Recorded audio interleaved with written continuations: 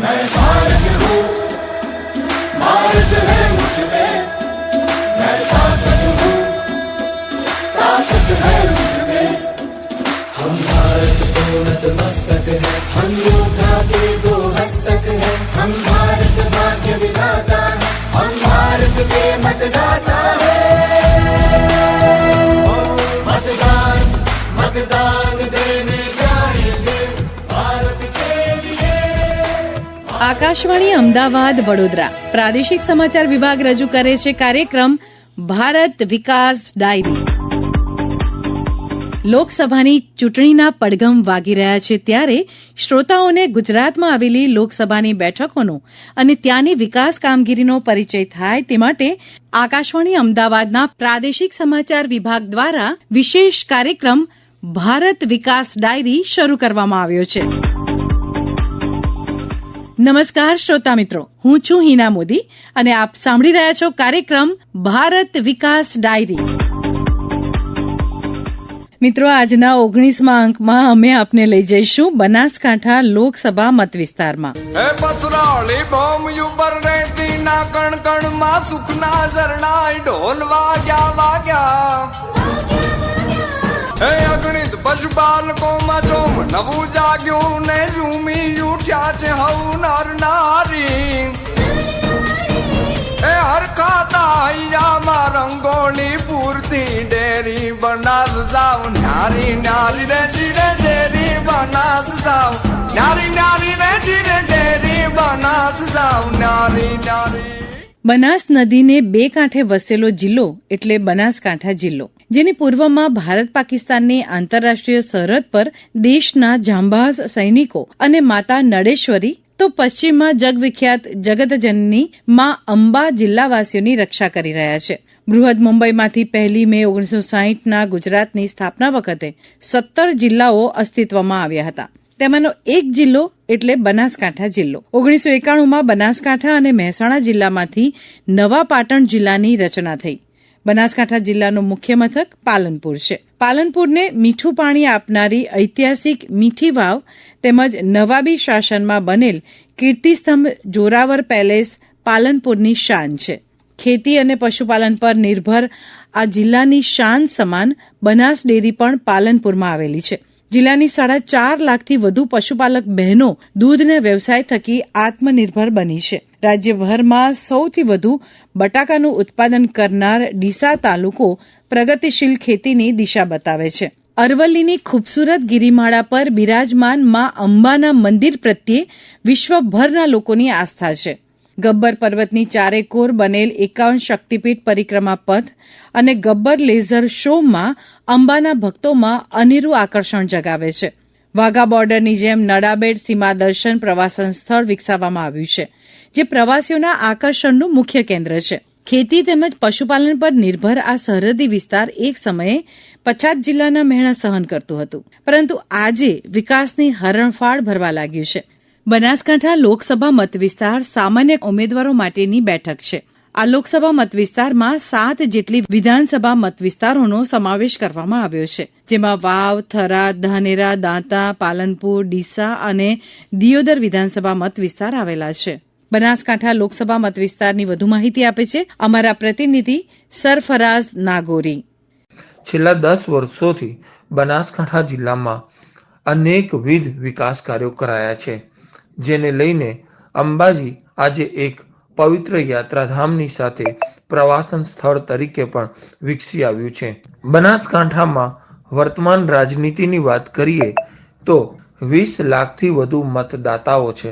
ગત લોકસભામાં ભાજપના પરબતભાઈ સવાભાઈ પટેલ 3,80,000થી પણ વધુ મતોની સરસાઈથી કોંગ્રેસના ઉમેદવારને હરાવવામાં સફળ રહ્યા હતા.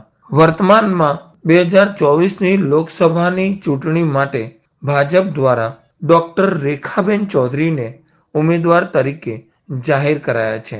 બનાસકાંઠાની ધરા ખૂબ જ મહેનતુ લોકોથી બનેલી ધરા છે. અહીં શિક્ષણ અને પશુપાલનમાં અનેકવિધ વિકાસની તકો રહેલી છે.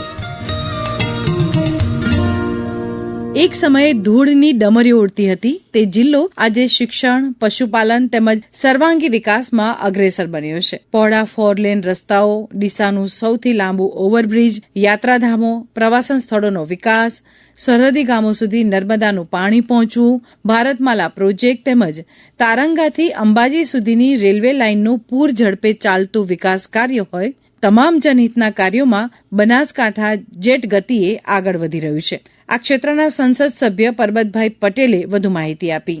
નરેન્દ્રભાઈ મોદી ગુજરાતમાં હતા ત્યારથી વિકાસના નામે જો કોઈ રાજનીતિ કરી હોય તો સર્વપ્રથમ નરેન્દ્ર મોદીએ ત્યાંની શરૂઆત કરી અને પ્રજાએ વિકાસના ફળતા દેશનું સુખાન સંભાળ્યું ત્યારથી આયુષ્માન ભારત, પ્રધાનમંત્રી આવાસ યોજના, ખેડૂતો માટે કિસાન સન્માન નિધિ, ગેસની સગવડતા, આ બધું જ કર્યું. ખેડૂતોના ખાતામાં કિસાન સન્માન નિધિ અંતર્ગત 3 હપ્તામાં 2,000 ના 6,000 રૂપિયા જમા કરાવવા વાળી વાત. કોઈ પણ આવાસ વગર ન રહે એના માટે આવાસની સગવડતાઓ પૂરી પાડી. ભારત માલા અંતર્ગત અમૃતસરથી જામનગર સુધીનો રસ્તો કે જેનું કામ લગભગ પૂર્ણતાના આરે જ રાજથી અમદાવાદ સુધીનો એક્સપ્રેસ વે, તેની કામગીરી હવે શરૂ થશે. પ્રધાનમંત્રી ગ્રામ સડક યોજના અંતર્ગતના કામો અને સાથે સાથે રેલવેના કામોમાં રેલવેના પાટા બદલવા વાળી વાત, ઇલેક્ટ્રિફિકેશનની વાત અને પાલનપુર ખાતે સરકતી સીડી, એક્સેલેટર અને લિફ્ટની પણ વ્યવસ્થા કરી ફરીથી 12 મીટરનો જે પુલ બનાવવા વાળી વાત, પ્રજાની સુખાકારી માટે જવા આપવા માટેનો જે રસ્તો કે જે મિત્રો કામ કર્યા છે. અને દિયોદર ખાતે રેલવેનો આરઓબી, એ રેલવે ઓવરબ્રિજ પણ કર્યો. થરાદથી ડીસા વચ્ચે મોટા ફાટક ઉપર પણ હમણાં જ પ્રધાનમંત્રીના વર્ચ્યુઅલી જેનું ખાતમુહૂર્ત કરવામાં આવ્યું. એ મોટા ફાટક ઉપરનો રોડ, રેલવેનો ઓવરબ્રિજ પણ મંજૂર થયો.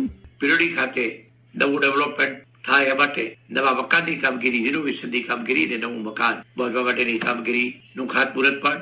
સમગ્ર દેશમાં લગભગ 500 નવા રેલવે સ્ટેશન અને 2100 અને 1585 કરતા વધારે આરઓબી, આરયુબી કે નાના રસ્તાઓના કામો છે એક જ દિવસે તેના ખાતમુહૂર્ત કર્યા. અને એમાં બનાસકાંઠા જિલ્લામાં પણ 8 જગ્યાએ દિવસે કાર્યક્રમો થયા. વિકસિત ભારત યાત્રા અંતર્ગત વિકસિત ભારત સંકલ્પ યાત્રા, જે નરેન્દ્ર મોદી દેશના પ્રધાનમંત્રી થયા પછી પહેલી વખત હોય કે સમગ્ર દેશના તમામ ગામોમાં મોદીની ગેરંટી વાળો રથ ફરે. કોઈ પણ પ્રજા સરકારના નક્કી કરેલા લાભોથી વંચિત રહી ન જાય એના માટે લાભ આપવા માટે જે વાત કરી. અને ગામે ગામ જે રથ ફર્યો છે એમાં હું ગામે ગામ જો ગયો છું. ભારત વિકાસ ડાયરી કાર્યક્રમ આપ અમારા ટ્વિટર હેન્ડલ @AIRnews_ABAD તેમજ YouTube channel AIR news Gujarat પર પણ સાંભળી શકશો. કેન્દ્રની મોદી સરકારના 10 વર્ષોના શાસનકાળમાં બનાસકાંઠા જિલ્લામાં થયેલા અનેક વિકાસ કામો અને વિવિધ લોક કલ્યાણકારી યોજનાઓના લાભો અંગે જિલ્લા કલેક્ટર વરુણકુમાર બરનવાલે વધુ માહિતી આપી.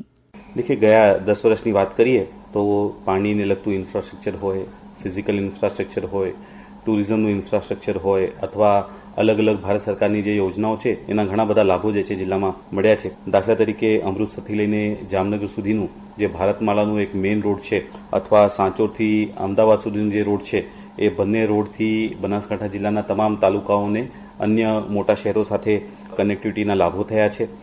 સાથે સાથે અંબાજીની અંદર આબુ રોડથી લઈને તારંગાહુલ સુધી એક મોટું રેલવે લાઇનનું કામ પણ મંજૂર થયું છે, જેનું કામ હાલ પ્રગતિમાં છે. જ્યારે આ કામ પૂરું થઈ જશે ત્યારે કરોડોની સંખ્યામાં લોકો અંબાજી સુધી આવી શકશે અને એનો લાઇનનો લાભ પણ એમને મળી શકશે. આ નર્મદાના પાણી આવવાથી લોકોને પીવાના પાણી, સિંચાઈના પાણી, તમામ પ્રકારના લાભો જે છે એ મળવાના છે. પ્રધાનમંત્રી આવાસ યોજનામાં કુલ 25,000, પ્રધાનમંત્રી ઉજ્જવલા યોજનાની અંદર લગભગ 3 લાખ લોકોને ગેસ કનેક્શન લાભ મળ્યો છે. પીએમ વિશ્વકર્મા જે હાલમાં જ યોજના લોન્ચ થઈ હતી એની અંદર અત્યાર સુધી 28,000 લોકોએ રજીસ્ટ્રેશન કરી લીધા છે અને રોજ અમને 1,500 થી 2,000 લોકોના રજીસ્ટ્રેશન થઈ રહ્યા છે. સ્વચ્છ ભારત મિશનમાં લગભગ 4.25 લાખ જેટલા ટોયલેટ્સ જે છે જિલ્લાની અંદર મંજૂર કરવામાં આવ્યા છે. આયુષ્માન ભારતમાં 11,23,000 કાર્ડ જે છે જિલ્લાની અંદર જનરેટ થયો છે, જેની અંદર અત્યાર સુધી 87,36,00,000 રૂપિયાની સહાય અથવા સારવાર બનાસકાંઠાના લોકોને પ્રધાનમંત્રી આયુષ્માન ભારત યોજના હેઠળ મળેલ છે. આજ સુધી 1,215 કરોડ રૂપિયાની સહાય બનાસકાંઠાના ખેડૂતોને પીએમ સન્માન નિધિ હેઠળ આપેલ છે. અમૃત સરોવર યોજના હેઠળ જિલ્લાની અંદર ટોટલ 99 જેટલા તળાવ બનાવવામાં આવ્યા છે. બનાસ ડેરી એ એશિયાની સૌથી મોટી ડેરી છે અને દર મહિને લગભગ 1,400 કરોડ રૂપિયા જેટલી માતબર રકમ એ પશુપાલકોને સીધા એમના બેંક એકાઉન્ટમાં ડિજિટલ માધ્યમથી ચૂકવે છે. કેન્દ્રની ગેરંટીવાળી મોદી સરકારે સ્વામિત્વ યોજના થકી લોકોને તેમની માલિકીની મિલકતના પ્રોપર્ટી કાર્ડ અપાવી તેમના સ્વાભિમાનમાં વધારો કરાવ્યો છે. આ અંગે સ્વામિત્વ યોજનાના લાભાર્થીએ પોતાનો પ્રતિભાવ આ રીતે આપ્યો. मेरा नाम राकेश है. मैं अलीगढ़ गांव का रहने वाला हूँ. मेरे पास मेरी मिल्कत का कोई कागज नहीं था. सरकार के आने के बाद हमारे यहाँ जो मिल्कत के जो भी समस्या थे वो स्वामित्व योजना के तहत और प्रॉपर्टी कार्ड योजना के तहत वो सारी समस्याएं अब खत्म हो चुकी है. इस बार इस प्रॉपर्टी कार्ड योजना के तहत जो भी सरकार के जो कार्य है उस कार्य से बहुत सारी सफलता मिली है. हमारा भारत देश एक विकसित देश की ओर कदम बढ़ा रहा है. इस योजना के कारण हमारे जो प्रॉपर्टी के सारी समस्या थी वो खत्म हो चुकी है. सरकार कई ऐसी योजनाएं बना रही है जिससे देश की जनता को बहुत सारे लाभ हो रहे हैं कि मोदी सरकार की सारी योजनाओं को देश के सभी को सम्मति मिले और इस योजना के तहत देश आगे कदम बढ़ा रहे. કેન્દ્ર અને રાજ્યની ડબલ એન્જિનવાળી સરકારના નેતૃત્વમાં બનાસકાંઠા જિલ્લામાં નર્મદાનું પાણી પહોંચાડવાનું હોય કે અરવલ્લીની પર્વતમાળા પર રેલવે ટ્રેન શરૂ કરવાનો પ્રોજેક્ટ હોય, આ તમામ વિકાસ કાર્યો છેલ્લા 10 વર્ષમાં થયા છે. જિલ્લાના વરિષ્ઠ પત્રકાર સિતાબભાઈ કાદરીએ આ અંગે વધુ માહિતી આપી. ભારતીય જનતા પાર્ટીની સરકાર આવી છે ત્યારથી એક વિકાસની લહેર જોવા મળી રહી છે. ઠેઠ છેવાડાના ગામ સુધી કે જ્યાં સૂકું ભટ્ટ હતું ત્યાં સુધી નર્મદાના નીર ત્યાં પહોંચ્યા છે. ત્યાં હરિયાળી દેખવા મળી છે. વર્ષો પહેલાં ત્યાં જવાનું કોઈ કહેતું નહોતું.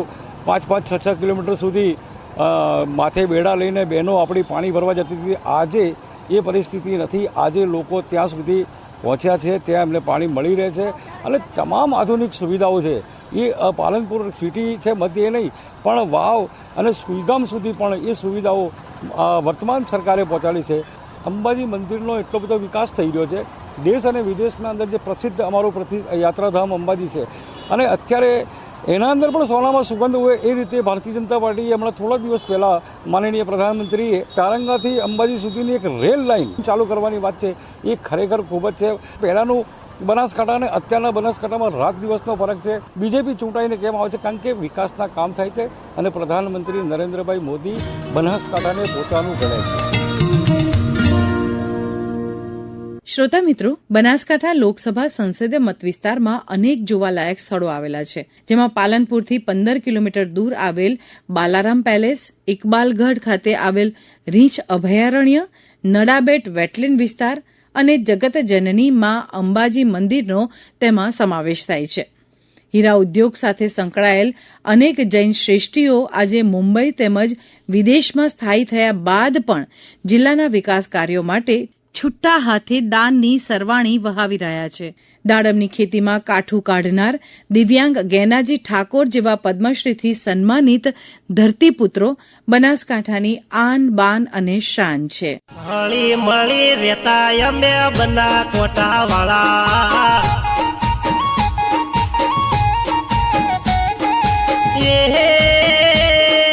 સદા રોમનું નામ લઈને વટથી અમે ફરતા. મહાકાળી વાળા અમે હળી મળી ફરતા.